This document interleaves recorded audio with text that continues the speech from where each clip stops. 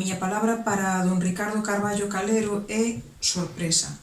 Sorpresa porque lembro que é o que sentín cando, sendo estudante de Filoloxía Galega da Universidade da Coruña, chegou ás miñas mans a historia da literatura galega contemporánea.